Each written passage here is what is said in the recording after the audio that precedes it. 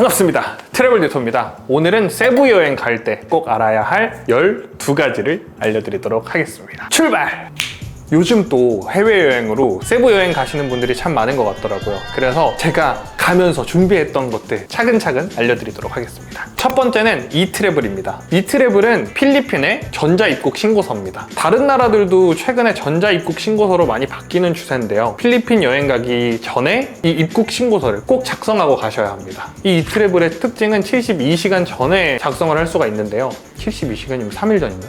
3일 전부터 작성을 해주시면 됩니다. 이트래블 작성할 때 나이 제한은 없고요. 같이 가시는 자녀가 있으시다면 같이 하셔도 되고, 다른 나라는 입국 신고서를 작성하거나 이런 절차를 등록할 때 결제를 해야 되는 경우도 있는데 필리핀 이트래블 같은 경우에는 따로 결제를 할 필요가 없었습니다. 혹시라도 결제를 유도하는 사이트가 있다면 사기를 의심해 볼 수 있다고 하니까 요거 조심하라고 하더라고요. 이트래블 절차에 맞춰서 출신 나라라든지 숙소 주소가 어디인지에 대해서 작성하는 부분이 있기 때문에 요거 천천히 작성해 주시면 되는데, 단점은 한글로 작성할 수 없고 영어로만 작성해야 돼요. 블로그나 유튜브에 여러 가지 가이드들이 있으니까 이거 참고하셔가지고 작성하시면 조금 더 편하게 등록하시면 좋을 것 같습니다. 등록이 완료된 다음에는 QR코드가 나오는데요. 이 QR코드는 무조건 들고 가셔야 돼요. 휴대폰으로 캡처를 하셔도 되고, 휴대폰 배터리나 뭐 여러 가지 상황이 걱정되시는 분들은 인쇄를 하셔가지고 들고 가시는 걸 추천해드립니다. 없으면 들어갈 수 없어요.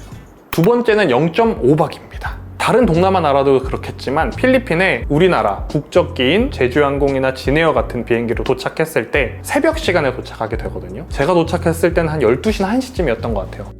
이 시간에 호텔을 가가지고 숙박을 하자니 너무 돈이 아깝기도 하고, 저도 휴가 일정이 그렇게 길지 않았기 때문에 바로 투어를 가는 방향으로 정했었거든요. 그래서 0.5박 숙소를 찾다가 마사지 샵들이 이렇게 마사지도 해주고 0.5박도 재워주고 투어까지 이어진 상품들이 있어가지고 전 그걸로 했었는데,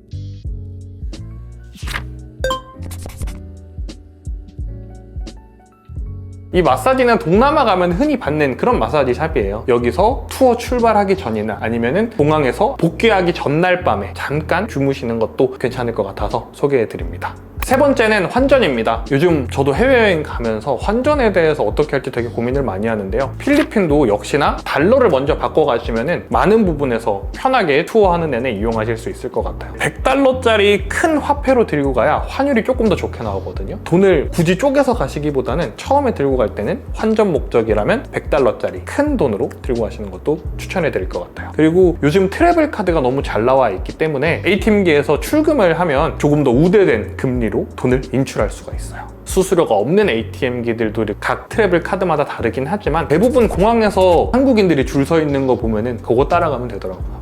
환전도 걱정하지 마시고 편하게 하시면 될 것 같고요. 저같이 투어를 당일날 도착하자마자 가시는 분들은 달러를 먼저 뽑아가면은, 저는 마사지 샵에서 0.5박 했을 때 마사지 샵에서 환전까지 해주셨거든요. 그렇게 하면은 기다리거나 이런 거 할 것도 없이 환전도 하고 마사지도 받고 투어까지 이어지는 방식으로 편하게 할 수 있으니까 이런 방법도 한번 추천해 드리려고 합니다. 다들 환전 어떻게 하시나요, 보통? 카드 보는 게 제일 낫지 않나요? 네 번째는 유심입니다. 해외여행 가면 어떤 유심을 해야 될지 되게 걱정이긴 한데, 저도 이 필리핀 갈 때까지만 하더라도 핸드폰이 이심이 안 되는 기종이었어요. 저는 갤럭시를 쓰고 있었는데 S22인가? 어쨌거나 딱 제가 커트라인에 걸려서 이심 사용이 안 됐거든요. 아이폰은 심 가는 게 없지 않나요? 사전에 내 기종이 되는지 확인해 보시고 하면 좋을 것 같고요. 유심도 한국에서 받아보거나 아니면 한국 공항에서 바로 등록해서 쓸 수 있는 것들도 있기 때문에 다양한 방법이 있지만, 요즘 제가 여행 다니면서 느낀 건 이심이 최고라는 거. 혹시 가능하시면 이심 추천해드립니다. 유심할 때 보면은 심 같은 거 있잖아요. 심 요거 딱 빼는 거, 요거를 해외 나가면 안 주는 데가 많아요. 한국에서는 다 같이 주는데, 저도 대만 갔을 때 이거 했는데 안 주더라고. 딴 걸로 열어보다가 안 돼가지고 다시 발급받았던 데 가니까 직접 이제 갈아가지고 해주시더라고요. 혹시라도 유심 갈 때 이런 어려움이 있으시면은 구매하셨던 데 가면 바로 교체도 해주시니까 그렇게 이용하시면 좋을 것 같습니다. 다만 비추천하는 건, 사람이 아무리 많이 같이 가가지고 인터넷을 조금 저렴하게 하고 싶다고 하더라도 도시락은 웬만하면 전 지양하는 편이에요. 왜냐면 충전을 해야 돼요. 도시락 들고 다녀야 돼요. 누군가 도시락 그 기계를. 무게가 무겁지 않게 잘 나오긴 했지만, 혹시라도 한 명이 안 되면 다른 사람이 인터넷이 돼야 여행지에서 위험한 사고에 대비를 할 수 있으니까요. 유심과 이심 편하신 걸로 골라서 쓰시면 좋을 것 같습니다.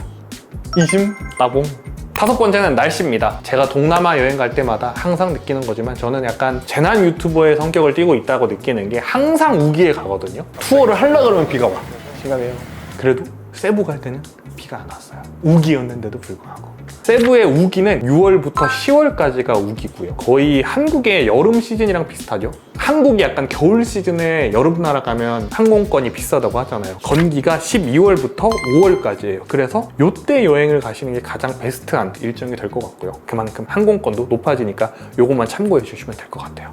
그리고 태풍은 7월에서 9월까지 많이 온대요. 배 갔을 땐 거의 뭐 스콜 오듯이 번개 엄청 치고, 태풍까지는 아니었지만 그런 날들이 있었는데 태풍도 피해가세요. 6번째, 외국 가시는 분들 웬만하면 다 챙겨가시는데 샤워기 필터도 꼭 챙겨가셔야 됩니다. 수질이 쓸 때마다 갑자기 쭉쭉쭉 노란색으로 변하는, 쉽지 않더라고요. 역시 깨끗한 물을 찾아서 샤워기 필터 꼭 들고 가시길 추천해드립니다. 저 같은 경우에는 숙소를 여러 군데 옮기기 때문에 좀 깜빡하는 경향이 되게 많아요. 샤워기 헤드도 넉넉하게 한 2-3개는 챙겨가고요, 숙소를 옮긴다면. 그리고 필터도 그에 맞게 챙기는 것 같아요. 옮기는 만큼 조금 더 넉넉하게 챙겨가는 느낌이라서 혹시라도 저처럼 덜렁이가 주변에 있으시다면 샤워기 헤드도 조금 넉넉하게 가져가시는 걸 추천해드립니다. 요즘 다이소에서는 사면 한 5,000원 정도 하더라고요. 샤워기 필터랑 샤워기 헤드 해가지고 한두 개씩 들어있던 것 같은데, 그렇게 구매하시는 법도 있고, 많이 구매하고 싶은 분들은 쿠팡이나 인터넷을 통해 가지고 구매를 하시면 조금 더 저렴하게 대용량으로 구비해 둘 수 있으니까 여행 갈 때 이거 하나씩 챙겨가면 좋더라고요. 추천해드립니다. 그래서 항상 수화물이 초과가 됩니다. 너무 힘들어요. 역시 맥시멀리스트의 길은 쉽지 않습니다. 짐이 너무 많아서. 샤워기 필터는 위탁, 기내, 반입 다 가능하니까요. 혹시라도 내가 위탁 짐이 너무 많아졌다, 기내로 살짝 빼도 돼요. 가능합니다. 7번째는 그랩 어플입니다. 필리핀도 택시를 잡을 때 그랩 어플을 써서 예약을 합니다. 그랩 써보셨나요? 어때요?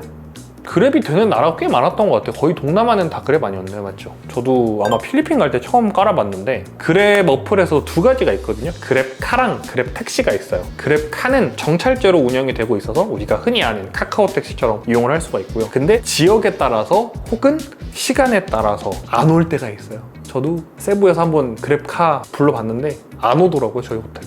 그래서 한 30분 기다렸는데 안 와가지고 아무도 제 거를 잡아주지 않았어요. 그래서 그랩 택시를 한번 써봤는데, 이거는 그랩 택시는 기본료 플러스 이동 거리로 책정이 되고 있기 때문에 사실상 그렇게 큰 금액이 차이가 나진 않았는데, 내가 너무 일정이 급하신 분들은 이런 기능도 있으니까 알아두면 좋을 것 같아서 준비해봤습니다. 8번째는 팁 문화입니다. 동남아에도 팁을 주는 문화들이 관광지를 기점으로 많이 생긴 것 같아요. 한국에는 팁 문화 하면은 부들부들 하는 그런 느낌인데, 대부분 필리핀에서 팁을 내야 될 때는 호텔에서 방을 청소해 주셨을 때 팁을 줄 수도 있고, 아니면 투어가 끝나고 나서 가이드한테 팁을 줄 수도 있고, 대부분 마사지 샵에 갔을 때 팁을 주는 경우가 많은데요. 필리핀 페소로는 50에서 100페소 정도 주면은 적당한 팁이라고 합니다. 알고 계시면 좋을 것 같아요. 기분에 따라서 더 많은 페소도 주실 수는 있지만 적정 페소가 이렇게 된다는 거. 100페소 2,400원? 한 50페소는 한 1,200원 정도 될 것 같고, 저 그 클럽 호핑 투어 했었거든요, 세부에서. 근데 그때는 한 200페소 줬던 것 같아요. 왜냐면 너무 힘들게 수영도 좋아지고 춤도 하루 종일 추고 전담해서 해줬기 때문에 그때는 조금 많이 줬던 것 같아요. 그래서 그것도 해보면 한 5,000원? 5,000원 정도 팁을 줬다라고 봐주시면 될 것 같아요. 9번째는 숙소 예약입니다. 세부에 여행 계획이 있으신 분들이 저한테 어디로 숙소를 하면 좋을지 정말 많이 물어보시는데, 저는 2가지로 분류를 해드릴 수 있을 것 같아요. 가성비가 좋은 숙소를 원하신다면 도심 쪽을 추천해드리고요. 그리고 럭셔리로 선택을 하고 싶으신 분들은 막탄, 해변 쪽으로 추천을 해드립니다. 이 중에서도 세부의 바닷가, 막탄 해변가에 있는 숙소들은 다 분위기가 비슷비슷한데요. 큰 부지에 수영장도 여러 개가 있고 바닷가를 끼고 있는 호텔들이 대부분이어서 가격에 따라서 디자인이 예뻐서 인증샷을 찍기 좋다, 이런 정도의 차이는 있지만 그래도 조금 더 여행 기분을 내보고 싶은 분들에게는 바닷가 막탄 쪽을 추천해드립니다. 한국인들이 가장 좋아하는 5성급의 플랜테이션 베이나 크림슨 리조트, 쉐라톤은 1박에 비수기 기준으로 30만원에서 50만원 정도였던 것 같고요. 제가 묵었던 솔레아 리조트는 1박에 13만원이었습니다. 솔레아 리조트, 여기도 아이들이 놀기 너무 좋았어요. 제가 갔던 솔레아 리조트 궁금하신 분들은 여기 솔레아 리조트 후기 영상도 여기 같이 띄워드릴 테니까 요거 한번 참고해 보시면 좋을 것 같고요. 너무 좋았어요. 조식도 맛있었고 수영장도 한 5개? 4개? 5개 정도 있던 것 같고, 바로 바닷가가 있어서 바닷가가 놀 수도 있고, 단점이라면은 막탄 숙소 내에서 좀 후미진 곳이 많아요. 제가 있던 솔레아 리조트도 상당히 구석탱이에 있어가지고 호텔 밖에 나간다고 하더라도 가게가 몇 개 없었거든요. 그렇다 보니까 조금 더 번화가가 몰려있는 곳에 있는 리조트라면 야시장도 보고 올 수 있을 것 같으니까 이런 것들도 한번 고려해서 숙소를 잡아보시는 걸 추천해드립니다. 10번째는 투어 꿀팁입니다. 세부 가서 뭐 해야 되냐라고 물었을 때 할 게 정말 많아요. 다 액티비티예요.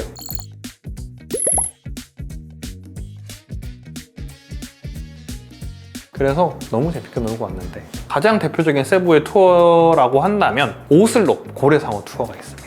최근에 보홀에서도 원래 고래상어 투어가 있었는데 불법적인 업체들이 신고도 안 하고 관광업을 하기도 하고 환경 파괴를 일으키는 형태로 운영을 하고 있다고 해서 보홀에서는 고래상어 투어가 금지가 되었고 세부 오슬롭에서만 유지가 되고 있는데요. 그냥 세부 가면 무조건 해야 되는 투어입니다. 단점이 있다면 가는 시간이 엄청 길어요. 저도 새벽에 도착해서 4시 반에 픽업을 당해가지고 보러 갔거든요. 도착하니까 한 7시 차를 타고 한 3, 4시간 가가지고 오슬로 고래상어 투어를 했는데 비몽사몽해서 했지만 너무 환상적인 경험이었습니다. 제가 이때 또 바다 수영을 못해가지고 잠수를 해야 되는데 너무 힘들고 무서웠거든요. 그래서 딱 트라우마도 오긴 했었는데 이 오슬로 고래상어 투어 가실 때 꿀팁을 드리자면 고프로가 없으신 분들은 고프로도 빌려주기도 하거든요. 550페소에 한 개를 빌려주니까 빌리신 다음에 이용을 하셔도 좋을 것 같고요. 고래상어를 볼 수 있는 보트를 타러 갈 때 그냥 수영복만 입고 나가거든요. 팁을 챙길 수가 없어요. 휴대폰 방수팩 같은 거 들고 계시다면 한 50페소, 100페소 정도만 챙겨가지고 팁을 준다면 가이드님이 나만 엄청 신경 써가지고 예쁘게 찍어주십니다. 이왕 고래상어 보러 갔는데 고래상어랑 같이 예쁜 인증샷 남기면 좋잖아요. 이렇게 팁도 챙겨가시면 좋을 것 같아서 추천해드립니다. 선크림 못 바르거든요. 고래상어의 위해를 가할 수 있는 제품이라고 해서 못 바르게 해요. 그렇기 때문에 선크림 미리 들고 가셔서 고래상어 투어 끝난 다음에 바로바로 바르셔가지고 조금 덜 타도록 해주시면 좋을 것 같고요. 사진이 물속에서 찍다 보니까 머리가 난리가 나는 경우가 많아요. 그래서 머리망이나 수중에서 쓸 수 있는 헤어밴드가 있거든요. 그걸 차면 또 예쁘게 사진을 찍을 수 있으니까 이것도 같이 추천해드립니다. 두 번째는 가와산 캐녀닝인데요. 가와산 캐녀닝은 한 4시간 정도를 세부 가와산에 있는 협곡에서 약간 번지대? 중간중간에 깊은 물들이 있어요. 다이빙도 한 번씩 해가면서 4시간 동안 협곡을 올라가는 투어입니다. 이게 또 어마어마하게 또 액티비티 감성이 뿜뿜 터집니다. 물을 무서워하시는 분들도 구명조끼를 주기 때문에 생각보다 안전하게 투어를 할 수 있고 어린 아이들이나 여성분들도 안전하게 할 수 있는 투어였어요. 가이드가 일단 1대1로 붙어요. 그래서 내 담당 가이드가 내가 뭐 발을 헛디디거나 그렇지 않도록 손도 계속 잡아주고 내가 수영을 못하면 계속 따라다니면서 구해주기 때문에 안전하게 할 수 있었고요. 다만 오슬로 끝난 다음에 바로 여기 가와산을 간다면 체력적으로 엄청 후달려요. 진짜 가면서 다리가 이제 바들바들 떨려가지고 중간중간에 좀 힘들기도 했는데 그래도 이 더운 날에 물 속에서 다이빙하는 이 기분이 도파민이 팍팍 솟더라고요.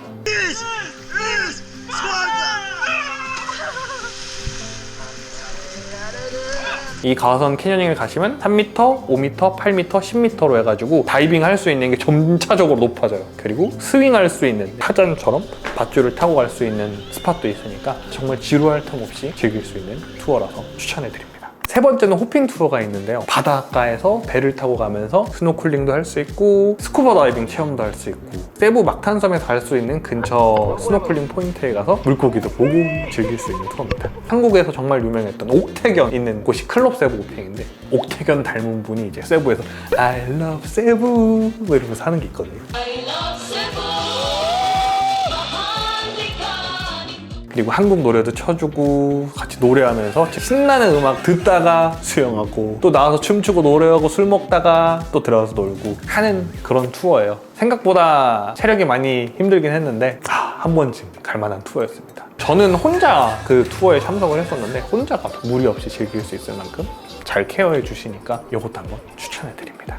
그리고 세부 클럽 호핑 얘기가 나와서 그런데 큰 배랑 작은 배를 선택할 수가 있었거든요. 큰 배는 정말 많은 인원을 탈 수 있고 작은 배는 좀 적은 인원이 타는 건데 오히려 저는 작은 배를 탔으면 더 좋았을 것 같아요.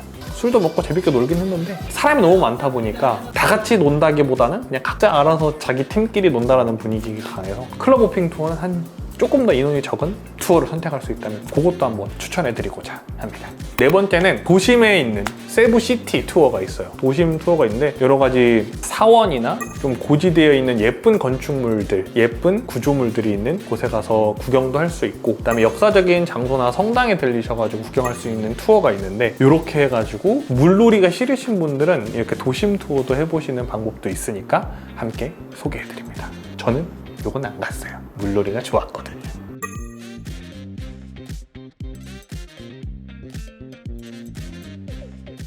11번째입니다. 준비물에 대해서 한번 소개를 해드릴게요. 선크림은 무조건 챙기셔야 되고, 물놀이가 대부분인 액티비티이기 때문에 방수 선크림, 부시맨 선크림이라던가 물에서 놀아도 좀 더 선크림이 오래 살아있는 그런 것들을 들고 가시면 좋을 것 같고요. 선크림도 만약에 한국에서 안 가져오셨으면, 우리나라는 플러스 50까지가 맥시멈인데 필리핀 현지에서는 플러스 100이나 플러스 120까지 있으니까 혹시라도 내가 타는 게 걱정이신 분들은 꼭 현지에서라도 찾아서 바르면서 여행을 하셨으면 좋겠습니다. 선크림 외에도 모자, 선글라스, 마스크처럼 여기 입 가리는 것들 든든하게 챙겨가시면 여행 갔다 와도 잘 유지된 상태로 보존을 하실 수가 있어요. 나를 보존해가는 여행. 여기 또 물놀이 하는 투어가 많기 때문에 스노클링 할 때는 마스크를 대여해 주기도 하거든요. 근데 이 마스크가 사실상 너무 여러 사람들이 같이 쓰고 있고 헹군다고 하지만 조금 더 위생상 걱정이 되시는 분들은 본인 마스크 하나 정도는 사가도 괜찮을 것 같아요. 이 마스크를 들고 갔을 때 처음 쓰시는 분들은 김서림 방지제가 있다는 걸 모르시는 분들이 많거든요. 스노클링 한 판 하고 나왔는데 앞이 안 보이는 분들이 되게 많아요. 김이 가득 껴 있어가지고. 스노클링 마스크 사갈 때 김서림 방지제도 같이 사가시는 걸 추천해드립니다. 그리고 상하이 긴팔 수영복 챙겨가셔야 돼요. 바다에 해파리가 있을 수도 있기 때문에 뭐 래시가드도 있다시피 긴팔, 그리고 레깅스 같이 되어 있는 긴 반바지에 이게 레깅스가 붙어있는 수영복이 있거든요. 그런 긴 수영복을 챙겨가시는 게 조금 더 수영하면서 안전하게 즐길 수 있으니까 이것도 같이 소개해드리려고 합니다. 그리고 캐녀닝까지 가실 분들은 아쿠아 슈즈도 꼭 챙겨주시면 좋아요. 물놀이가 대부분이기 때문에 수영장 갈 때도 아쿠아 슈즈 신을 수도 있고 한데, 샌들이나 슬리퍼보다는 확실히 아쿠아 슈즈가 발도 잘 보호해주고, 나름 한국에서는 좋은 아쿠아 슈즈들도 많기 때문에 쿠셔닝 괜찮은 거 들고 가시면 발이 행복합니다. 여행 가서는 발 편한 게 최고예요. 여기는 조금 더 신경 써서 돈을 투자해도 되기 때문에 추천해드립니다. 핸드폰에 요즘 방수 하우징이 되게 괜찮은 게 있어요. 방수 팩이 아니라 하우징이 있거든요. 딱 케이스처럼 끼울 수가 있어갖고 끼워가지고 다니면 물속에 들어가서도 그냥 우리가 일반 카메라 찍는 것처럼 나오기 때문에 이것도 챙겨가시면 되게 좋을 것 같아서 소개해드리고요. 드라이백은 빠니보틀님이 아닌 이상 굳이 꼭 챙겨가진 않아도 될 것 같아요. 우리가 가방은 가이드랑 같이 가면 맡아주는 경우가 되게 많거든요. 그렇기 때문에 드라이백은 너무 걱정된다면 하나씩 챙겨가셔도 좋을 것 같은데, 요거는 선택이라는 거 알아주시면 좋을 것 같습니다. 12번째입니다. 주의할 점인데, 밤에 돌아다니면 위험하다. 요거는 제가 세부에서 호텔 근처에 아무것도 없다 그랬잖아요. 한번 돌아다녀 봤는데 진짜 위험해요. 툭툭 기사가 한국어를 하는 친구라서 같이 갔는데 진짜 여기 누가 날 잡아가도 모르겠다 싶을 정도로 위험한 느낌이 들었습니다. 밤에 돌아다니는데. 그래서 밤엔 되도록 나가지 않으셔야 되고, 해외여행 갔을 때 저처럼 드론 날리는 거 좋아하시는 분들이 있어요. 세부 막탄 인근은 다 관제권이기 때문에 드론을 날리실 수 없습니다. 날리시면 무조건 벌금 먹으니까 요거는 꼭 들고 가지 않으셔야 됩니다. 큰일 납니다. 보홀이랑은 다르게 세부 항공권을 이용하시는 분들은 공항세가 포함되어 있기 때문에 따로 공항세는 준비하지 않아도 된다고 하더라고요. 요것도 알아두면 괜찮을 것 같아서 소개해드립니다. 세부 가기 전에 알면 좋은 12가지를 소개해드렸는데요. 세부 여행을 한마디로 정의를 하자면, 친구들끼리 액티비티를 즐기러 가거나 아니면 가족여행 모두가 가능한 여행지가 세부인 만큼 여행 가셔서 더 알차고 재미있는 스팟들 찾아다니면서 즐겨보셨으면 좋겠습니다. 혹시 더 궁금한 점이나 물어보고 싶은 점들이 있으시다면 댓글로 편하게 남겨주시고요. 오늘도 시청해주셔서 감사합니다. 다음에도 더 재밌고 유익한 여행 이야기로 찾아뵙겠습니다. 트래블 D2였습니다. 안녕.